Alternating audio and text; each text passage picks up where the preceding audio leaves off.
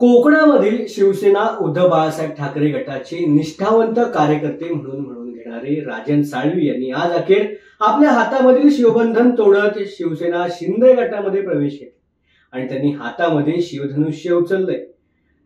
राजन साळवी यांच्या ठाकरे गटाच्या पदाच्या राजीनाम्यामुळे आणि शिंदे गटातील प्रवेशामुळे आता उद्धव ठाकरे गटाला कोकणामध्ये मोठा फटका बसल्याचं पाहायला मिळतं।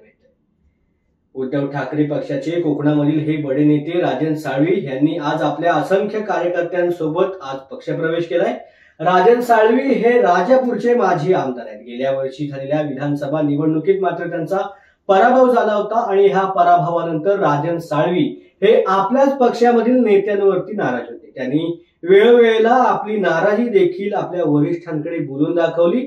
त्यांची विशेष करून नाराजी हे माजी खासदार विनायक राऊत यांच्यावरती होती। आपल्या निवडणुकीच्या काळामध्ये विनायक राऊत यांनी आपलं काम केलं नाही असा नाराजा सूर राजन साळवी यांनी उद्धव ठाकरे यांच्याकडे देखील धरला होता। मात्र अखेर 38 वर्षांच्या शिवसेनेच्या प्रदीर्घ वाटचालीनंतर राजन साळवी यांनी आता ठाकरे गटामधून शिवसेना शिंदे गटामध्ये प्रवेश केलाय।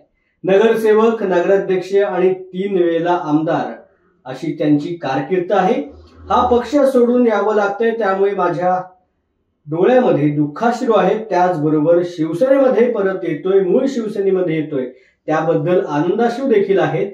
कुटुंबामधील एक सदस्य म्हणून एकनाथ शिंदे यांच्या पक्षामध्ये प्रवेश करत आहे। 2009 ते 2019 या काळात लहान भाऊ म्हणून एकनाथ शिंदे यांनी मला मार्गदर्शन केलंय।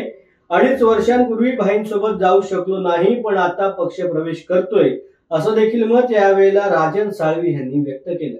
तर राजन साळवी यांच्या पक्षप्रवेशावरती बोलत असताना कोकणचा ढाण्या वाघ आज पुन्हा स्वगृही परतला अशी भावना उपमुख्यमंत्री आणि शिवसेना नेते एकनाथ शिंदे यांनी माध्यमांसमोर बोलून दाखवली।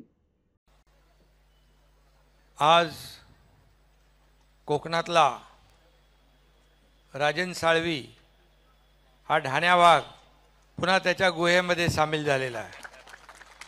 मी राजन साळवी आणि त्यांचं सर्व कुटुंब आणि त्यांच्याबरोबर आलेले सर्व पदाधिकारी आणि कार्यकर्ते यांचं शिवसेनेमध्ये मनापासून स्वागत करतो, मनापासून त्यांचं अभिनंदन करतो।